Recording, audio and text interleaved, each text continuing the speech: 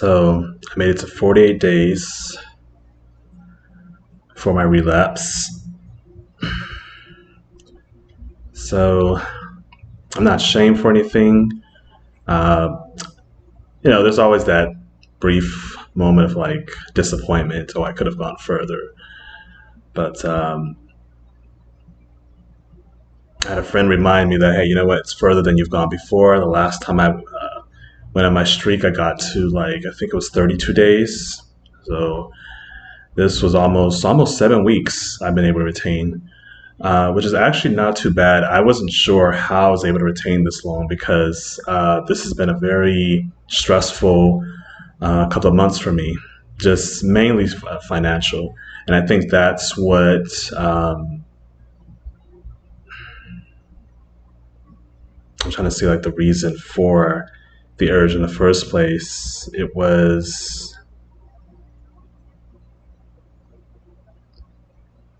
yeah, it's just actually one of the urges I had because I've just been working so much. I've just been grinding. I feel like I've just, in and out of survival mode. Uh, there was a point where I was working every day, and delivery is what I do part time. So as I was doing my deliveries, um, my body just felt extremely tired, but I wasn't really paying attention to it, or I just ignoring it. And like I want to say maybe 5 or 10 minutes after that is when I noticed this very strong urge came, and I'm like, where is this coming from? It's because I've just been trying to, as these urges come up, I've tried to see where does it stem from. And in that case, I know that I was working pretty much every day. Like I was working a couple of 12-hour shifts at work, and I had a chance to just take a day off. And instead of taking a day off, I just kept working on my days off. And so my body was just trying to tell me like, you're tired, but I was just ignoring it. So that's where like one of the urges came up. It was one of the toughest urges I think I've had just on this streak alone.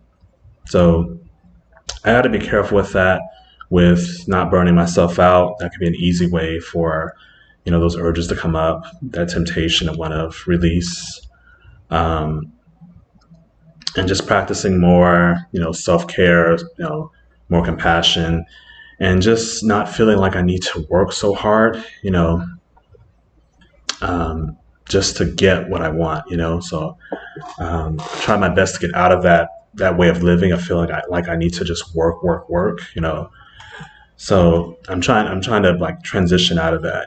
So, but at the same time, I'm trying to work within my limits. So in your survival mode, um,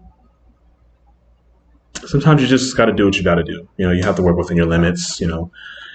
To live below your means. So that may mean working a job that's not so ideal, and that's okay. It's temporary. So that's the case for me.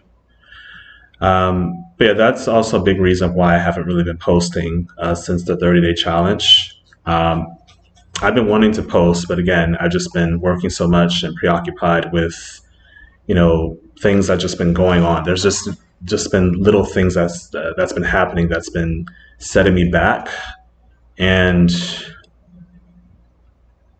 I don't know, when you're in these lows, little things start to bother you. And, you might get a short fuse, just the little smallest things that would not bother me on a good day. When you're already having a bad day and then something else happens that, we make it bigger than what it really is, or it seems, we magnetize it. So I'm aware of that. So I just have to kind of just give myself some grace and try not to stress. But that's, definitely been a struggle for me. I think the last time I relapsed, my 32 relapse actually had to do with just being stressed. I'm like trying to manage all the stress, this financial stress, these setbacks I've been having. It's, I guess I don't really know how to manage it. So I'm just surprised I was able to get retained for this long with everything I've got going on, just personally. So, yeah, this wasn't too bad. And I got a little bit of clarity after the relapse. It was just not worth it. That's what I was thinking of, after it happened. I said, this is that moment, that temporary moment of bliss, that fleeting moment.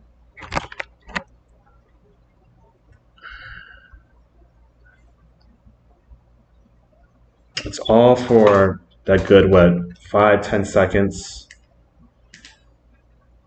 That's just not worth it. And it was just a reminder when I relapsed. It was a reminder of why I started this semen retention journey to begin with. And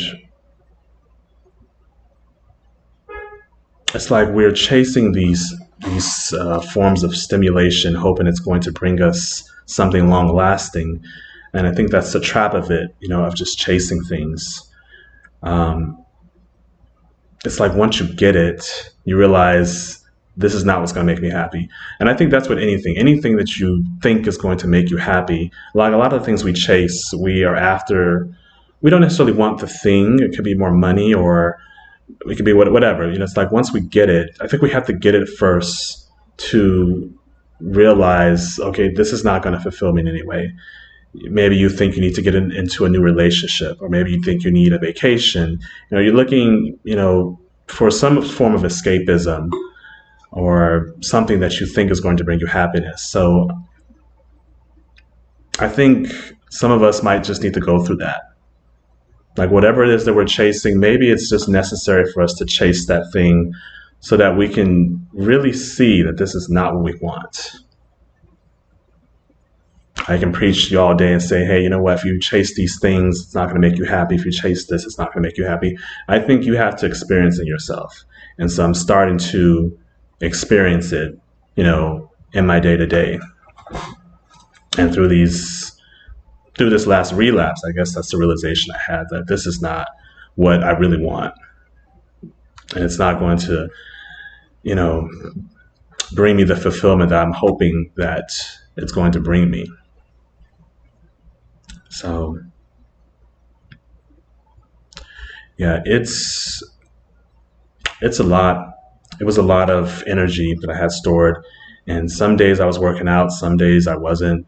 Because of my, financial situation, I just haven't been motivated as much to be consistent enough to go to the gym.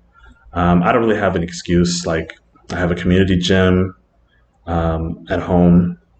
I can also work out at home, so it's not really an excuse, but it's just a lack of motivation. So I've been going, like I went yesterday, but I haven't been consistent enough. So, and right now, since the relapse is so fresh, there's that temptation to want to release again. But so I think it's getting past this part. It's this experience, it definitely humbles you.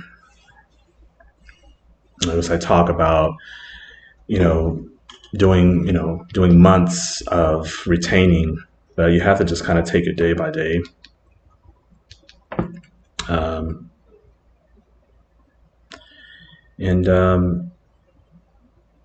Just you need a certain level of awareness to like help you manage. I don't want to say manage, but because like, how do you deal with the urges? I think that's the biggest question. Like,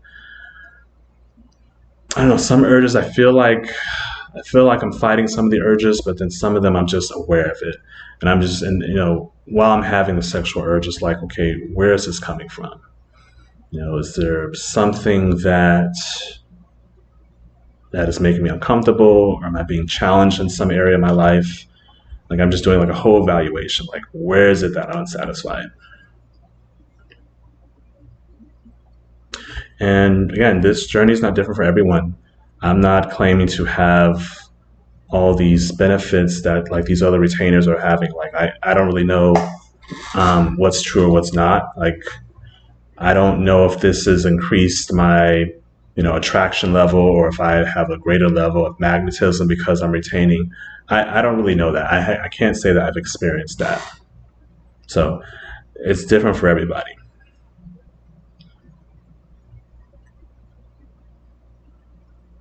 And I've tried like talking to other men about this journey. I asked somebody actually if they were familiar with semen retention, and it was as if I was speaking a foreign language. Like it's funny, like how many men don't know about semen retention.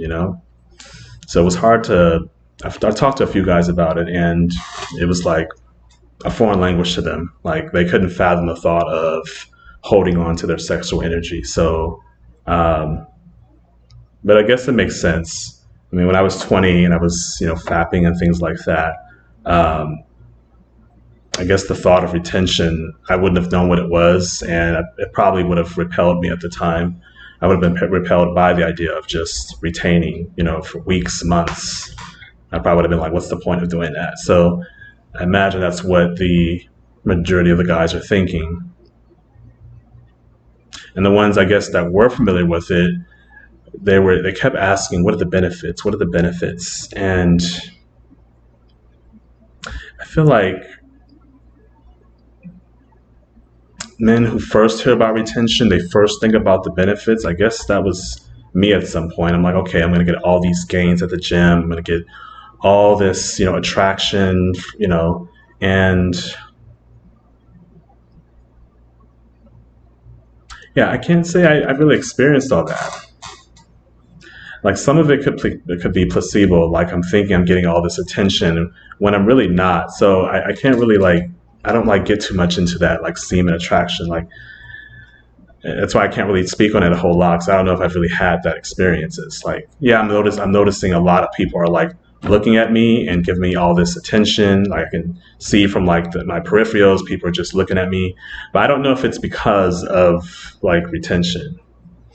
I don't know. People have kind of always been giving me these stares, like even like before retention. So I'm not even going to say that retention is the reason that people are giving me all this attention, or just, I've noticed there are some people who are just finding reasons to have a reason to talk to me, or they may just come around for some random reason, just so that we can interact. So I noticed that, but I can't say it's solely because of retention. So, but it's it's been challenging. I'm still a little stressed, but I had to ground myself today and just take it easy and just reframe some things so that I'm not feeling like I'm constantly in a state of lack, the state of survival. So I had to just like change my mindset, because I saw myself getting very negative, and I was almost numb to my financial situation. Like it was almost a state of hopelessness, but not really. But like I said, just numb. Like I didn't know what to do. I was like, okay, what else can go wrong? That's what I was thinking. So it's been an emotional day for me, but I just took some time off away from social media just to kind of be in solitude. So that's what this day was for me, and to find some clarity. Lust. When I first got on this journey, maybe 6 or 7 months ago, I thought the whole point of it was to just overcome lust. And I think I may have had the wrong idea about lust. Like, I obviously want to um, stop my addiction to like porn and just masturbation and just wasting my seed. But lust itself, I think I may have made it seem like it's this evil thing that's a part of us. And I think I just have a different outlook on it, because there are all these addictions out there. But I think lust it's it's a different type of addiction, because it's like tied to desire and um, the sacral chakra, and it's even desire is an emotion that I don't think it's. I'm still a little confused about that one, but I don't think lust is like a bad thing. I don't want to make it seem like sex is a bad thing. It's just being intentional with your energy. And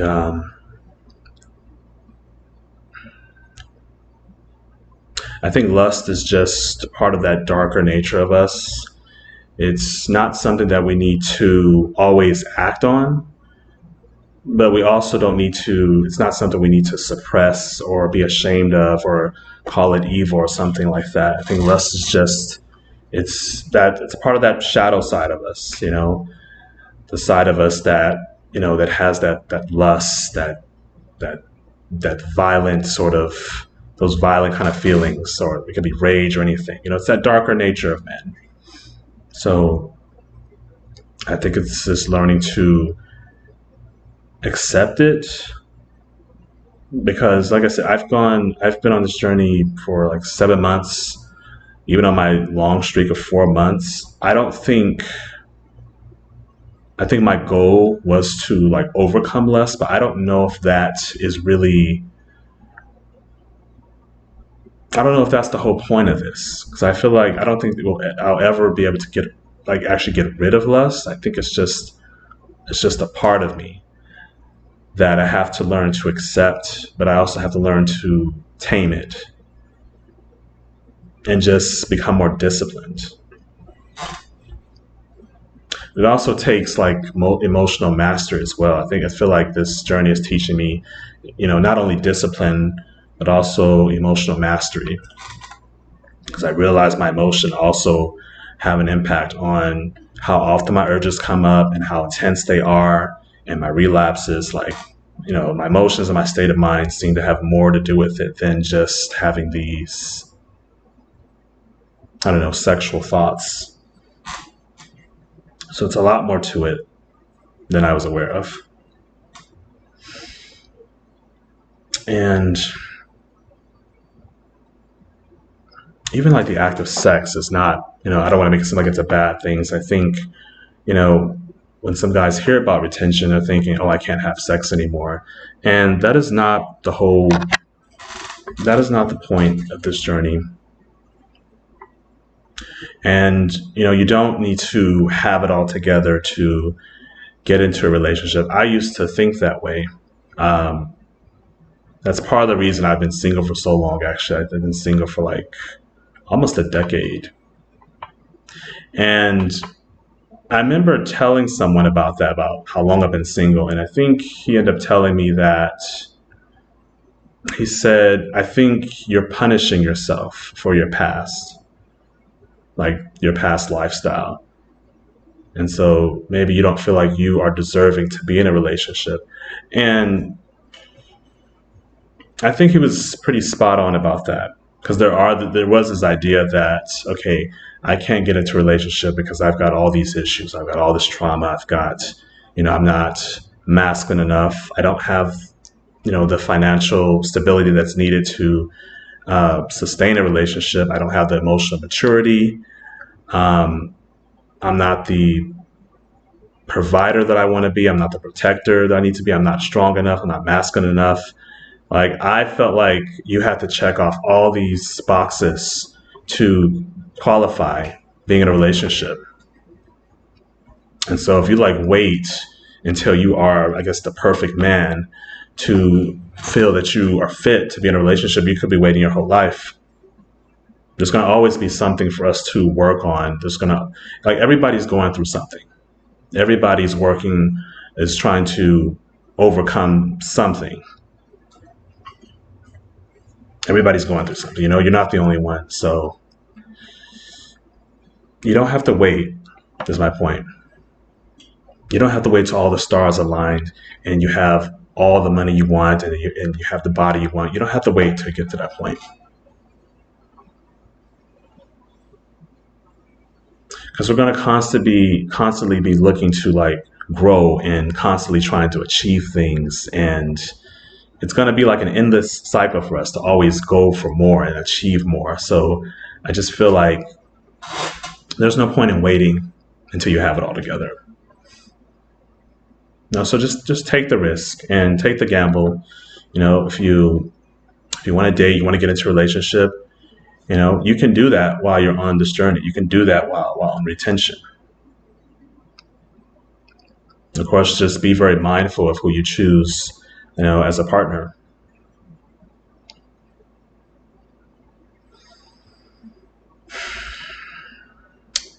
But I need to take that advice myself, being single for so long. I mean, there's a part of me that's very content with it, but then there's a part of me that's like, okay, do I still have that belief that I'm not ready for a relationship? Because that was another reason I didn't get involved. I didn't feel like I had the level of commitment that was needed to be in a relationship and just be in a monogamous relationship. I didn't feel like I had that yet. So I just said, why not? Why not just stay single? It's easier. But yeah, I just feel like I need to be willing to be open, to like love and romance. So I think I've just denied myself of that for so long. So yeah, so I don't want to make it sound like being single is like a flex or anything like that. It's something that works for me right now. I'm not prioritizing a relationship, but I'm definitely more open to it now. And I have to get that whole idea of perfectionism like out of my head and feeling like everything has to be right. I have to be fixed and I need to be fixed now. And I have to kind of get out of that mentality. So I'm going to go for this again. This is day 1. So I just have to figure out how to manage my stress levels. Maybe I'm not taking enough vitamin C. Maybe I need to eat more produce. It's just how I deal with stress. It's going to be my mindset that is either going to make me or break me. So that's pretty much it. Last thing I'll say is if you haven't started retention yet, or if you want to go for longer streaks, and if you have any doubts about this journey or the benefits that you hear from other retainers, if you have to experience it for yourself. And I think the longer you go on this journey, the more realizations you'll have. And you have a much greater level of awareness, of some of your subconscious patterns, because you won't be constantly looking to release every time you get uncomfortable, or unless there's a situation that you don't want to deal with. You won't be so stimulated without that constantly releasing and using it as a form of escapism. So just keep going. Again, those triggers, just use them. Those sexual urges, just use that as a clue that there may be some part of your life that you're unfulfilled with. For me, I've just been using it as a sign that, okay, there's something that I'm doing it's possibly not bringing me any kind of joy or happiness. It's probably bringing me down. And it's just a matter of figuring out what those things are. What is it that's bringing me down? What is it?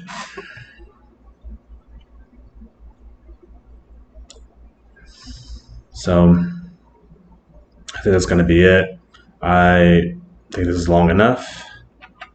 And not sure what direction I'm going to go with posting, but I definitely feel called to post a lot more. I'm in a much better headspace to do so. I'll still be busy, but I'll make a better effort in making some videos, and actually might be able to get some lives going too. So, but that's going to be it. I'll see you guys in the next one.